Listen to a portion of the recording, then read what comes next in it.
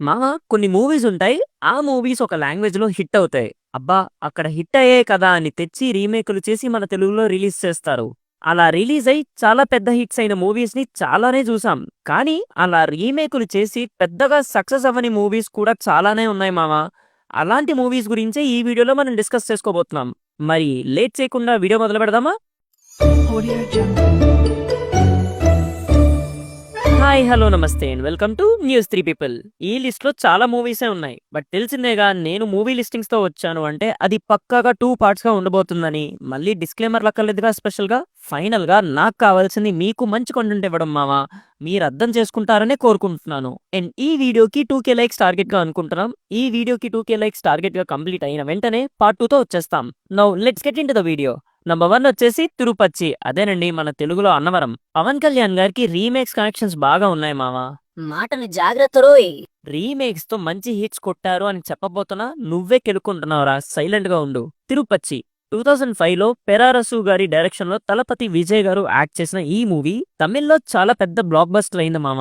అదే మూవీని పవన్ కళ్యాణ్ గారు తెలుగులో అన్నవరంగా రీమేక్ చేశారు. యాక్చువల్ గా మూవీ చాలా బాగుంటుంది. కమర్షియల్ ఎలిమెంట్స్ అన్నీ బాగానే ఉంటాయి. అండ్ నాకు పర్సనల్ గా కూడా బాగా వర్కౌట్ అయింది. బట్ రీజన్స్ ఎగ్జాక్ట్ గా తెలీదు. బట్ ఆ టైంలో ఈ మూవీ బాక్స్ ఆఫీస్ దగ్గర అంతగా పర్ఫామ్ చేయలేదు మామ.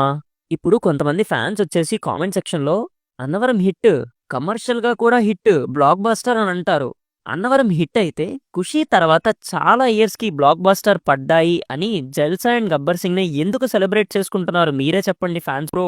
అన్నవరం మంచి మూవీనే, నాకు పర్సనల్ గా చాలా ఇష్టం. బట్ ఫ్యాక్ట్స్ మాట్లాడుకుంటే it's a below average movie at the box office.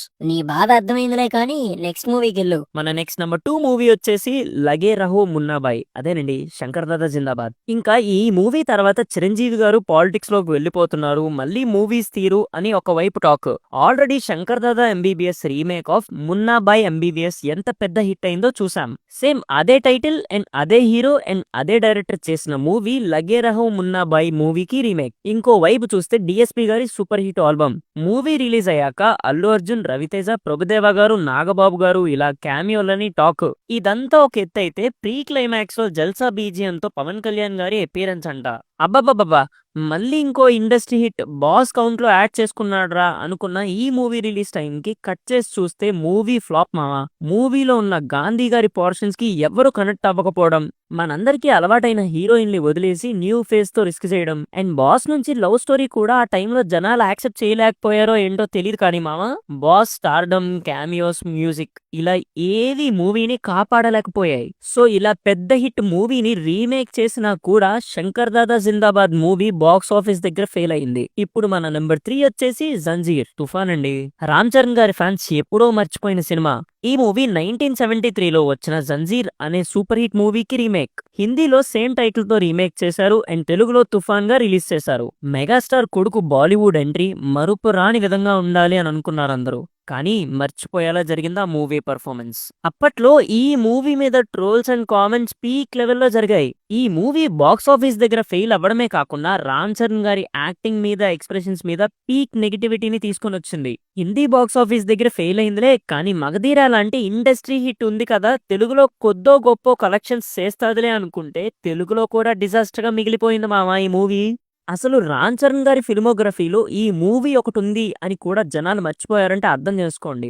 ఈ మూవీ నాకు ఎక్కడో కొంచెం గుర్తుంది అంటే అది ఆ ముంబైకా హీరో సాంగ్ వల్లే మావా. తెగ వినేవాళ్ళం చిన్నప్పుడు ఈ సాంగ్ ని. ఇప్పుడు మన నెక్స్ట్ నెంబర్ 4 మూవీ వచ్చేసి విన్సీదా, అదే తెలుగులో రావణాసుర. రవితేజ గారు కంబ్యాక్ ఇస్తారనుకున్న ప్రతిసారి దెబ్బ మీద దెబ్బ అలవాటైపోయింది మావా నాకు. విన్సీదా బెంగాలీలో సూపర్ హిట్ మూవీ 2019లో రిలీజ్ అయింది అండ్ చాలా పెద్ద కమర్షియల్ సక్సెస్ చూసింది మామ ఈ మూవీ. అదే మూవీని అటు ఇటు మార్చి ఎలిమెంట్స్ యాడ్ చేసి తెలుగులో సుధీర్ వర్మ గారు మన రవి అన్నని హీరోగా రావణాసుర అనే టైటిల్ తో రిలీజ్ చేశారు మామ ఈ మూవీని. ఈ మూవీకి ఫస్ట్ నుంచి నెగిటివ్ టాక్ రావడం, వాళ్ళు యాడ్ చేసిన కమర్షియల్ ఎలిమెంట్స్ క్లిక్ అవ్వకపోవడం, సాంగ్స్ కి ప్రీ రిలీజ్ కంటెంట్ కి కానీ మూవీ మీద హైప్ ని పెంచకపోవడం, ఇలా చాలానే రీజన్స్ వల్ల ఈ మూవీకి అసలు బజ్జే లేకుండా పోయింది మామ. అండ్ రిలీజ్ అయ్యాక పెద్ద ఫ్లాప్ అయింది మామ మూవీ. ఒకప్పుడు రవితేజ అన్న మూవీస్ అంటే నమ్మకంగా వెళ్లి థియేటర్లో కూర్చునే రోజుల నుంచి గుండెల మీద చేసుకొని బయటకు వచ్చే రోజులవి. కానీ ఇప్పుడు పరిస్థితులన్నీ మారిపోయాయి. పెర్ఫార్మెన్స్ పరంగా ఎక్కడ తేడా లేదు మామ, బాగా చేస్తున్నారు. But story selection or execution లోనే తేడా కొట్టేస్తుంది. అలానే ఈ మూవీ కూడా స్టోరీ బాగున్నా ప్రెజెంట్ చేసే విధానంలో తేడా కొట్టేసింది. మూవీ బాక్స్ ఆఫీస్ దగ్గర ఫ్లాప్ గా చేసింది. ఇప్పుడు మన నెక్స్ట్ నెంబర్ 5 వచ్చేసి వీరం. అదేనండి కాటమరాయుడు. అరే ఆపురా ఆపు. వీడేంటి పడ్డం పడ్డం మా మెగా ఫ్యామిలీ మీద పడ్డాడు అన్నాం అనుకుంటున్నాం, అంతేనా? మరి మామ, నేనొక హీరోకి సపోర్ట్ చేసి ఇంకో హీరోని ఎప్పుడూ తేడాగా చూడలేదు. ఒకవేళ ఈ ప్రపంచంలో ఒకే ఒక్క మెగా ఫ్యాన్ ఉన్నాడు అంటే అది నేనే. ఒకే ఒక్క ప్రభాస్ ఫ్యాన్ ఉన్నాడు అంటే అది నేనే. ఒకే ఒక్క మహేష్ బాబు ఫ్యాన్ ఉన్నాడు అంటే అది నేనే. ఒకే ఒక్క ఎన్టీఆర్ ఫ్యాన్ ఉన్నాడు అంటే అది నేనే. ఒకే ఒక్క అల్లు అర్జున్ ఫ్యాన్ ఉన్నాడు అంటే అది నేనే. ఇలా వీళ్ళకే కాదు, అందరి హీరోలకి one and only true fan మామ నేను. హోల్ హార్టెడ్ టీఎఫ్ఐ యువతరా నేను. కంటెంట్ లో ఉన్న హానెస్ట్ గా చెప్తున్నాను తప్పితే కాంట్రవర్సీ కాదు మామ. జస్ట్ లిస్ట్ ప్రకారం వెళ్తున్నా. నువ్వు అర్థం చేసుకోకపోయినా పర్లేదు, మన వాళ్ళు అర్థం చేసుకుంటే చాలు. సో టాపిక్ లోకి వస్తే వీరం సిరిత్తయ్య శివగారి డైరెక్షన్ లో అజిత్ గారు హీరోగా 2014 లో వచ్చిన బ్లాక్ బస్టర్ మూవీ. తమిళ్లో ఆ year second highest grocery movie. అదే మూవీని కాటమరాయుడు అనే టైటిల్ తో పవన్ కళ్యాణ్ గారు హీరోగా కిషోర్ కుమార్ గారి డైరెక్షన్ లో 2017 లో రిలీజ్ చేశారు. అవుట్ డేటెడ్ స్క్రిప్ట్ అండ్ అప్పుడప్పుడే రీమేక్స్ కాకుండా ఫ్రెష్ కాంటెంట్ ని ఎంకరేజ్ చేస్తున్న టైం కావడంతో ఈ మూవీ బాక్స్ ఆఫీస్ దగ్గర ఫ్లాప్ అయింది. ఈ మూవీ గురించి పెద్దగా చెప్పుకునేలా కూడా ఏమీ లేదు. ఎలివేషన్స్ వర్క్ అవ్వవు, ఆర్టిఫిషియల్ గా ఇరికించినట్టుంటాయి. Songs okay okay, comedy scenes కామెడీగా అనిపించవు. ఇలా చాలానే ఫ్లాస్ ఉన్నాయి ఈ మూవీలో. కొంతమందికి ఈ మూవీ నచ్చొచ్చు. సారీ గైస్, మీకు ఈ మూవీ నచ్చితే it's not a bad thing.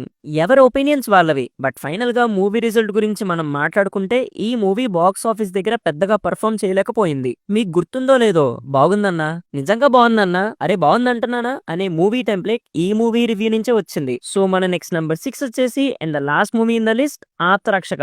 అదేనండి నాగవల్లి. ఈ మూవీ మీకేమో కానీ నాకు పర్సనల్ గా రాడ్ అండి. చంద్రముఖి మూవీకి సీక్వెల్ అన్నారు, వెంకీ మామ హీరో అన్నారు, అనుష్క గారు హీరోయిన్ అన్నారు, హారర్ కామెడీ అని కూడా అన్నారు. ఇన్నన్నాక నేను థియేటర్కి వెళ్లకుండా ఉంటానా? వెళ్ళాను. దింపి మరీ పంపారండి వెనక్కి. మీకిప్పుడు సంక్రాంతికి వస్తున్న మూవీతో వెంకీ మామ స్టార్డమ్ చూసాననుకున్నారేమో కానీ మీరు చూసింది చాలా తక్కువ. ఆ టైంలో ఇంకా పీక్ స్టార్డమ్ చూసాం వెంకీ మామది. ఇప్పుడు మనం అనుకుంటున్న టైర్ 1 టైర్ 2 హీరోస్ లిస్ట్ లో ఎలానో అప్పుడు లిస్ట్ లో వెంకీ మామ గారు టైర్ 1 హీరో అండి బాబు. ఫ్యామిలీ ఆడియన్స్ లో మామకి సెపరేట్ క్రేజ్, ఫ్యాన్ బేస్, మామ కామెడీ టైమింగ్, అబ్బో మామ సినిమా రిలీజ్ అంటే షార్ట్ హిట్ అనుకునే టైం అవి. అలాంటి మా వెంకీ మామని పెట్టి హారర్ మూవీ అన్నప్పుడే నాకు కొంచెం డౌట్ వచ్చింది. బట్ వీనక్క హారర్ కామెడీ అనేసరికి ఆ కామెడీ చాలు వెంకీ మామ చెలరైపోతాడు అనుకున్నా. తీరా మూవీ చూస్తే మూవీయే కామెడీ అయిపోయింది. అండ్ ఇప్పుడంటే అనుష్క గారు సెలెక్టివ్ గా సినిమాలు తీస్తున్నారు కానీ అప్పట్లో ఆమెకి కూడా సెపరేట్ ఫ్యాన్ బేస్ ఉందండి బాబు. అండ్ అరుంధతి తర్వాత అది ఇంకా ఇంక్రీజ్ అయిపోయింది. ఇలా హైప్ తో వెళ్ళిన నేను రాడ్ దించుకొని వచ్చాను. యాక్చువల్లీ నేను ఈ మూవీ ఒరిజినల్ ఆత్మరక్షక మూవీ చూడలేదు. కన్నడలో అది పెద్ద హిట్ అయింది, అదే రీమేక్ చేస్తున్నారని తెలుసు. బట్ ఇది చూసాక ఒరిజినల్ చూడాలంటే భయం వేసిందండి నాకు. ఇప్పటికీ గుర్తండి, ఈ మూవీ ప్రమోషన్స్ టైంలో మూవీ మేకింగ్ వీడియోలు రిలీజ్ చేశారు. ఆ టైంలో అవి చూసిన నాకు ఏదో పెద్దగానే ప్లాన్ చేస్తున్నారా అనిపించింది. బట్ పెద్దగా దింపారని తర్వాత అర్థమైంది. సో ఈ మూవీకి డే 1 నుంచే డిజాస్టర్ టాక్ తో బాక్స్ ఆఫీస్ దగ్గర పెద్ద ఫ్లాప్ గా మిగిలిపోయింది. ఇప్పుడు మన నెక్స్ట్ నెంబర్ సారీ మీకు టార్గెట్ ఇచ్చాను కదా.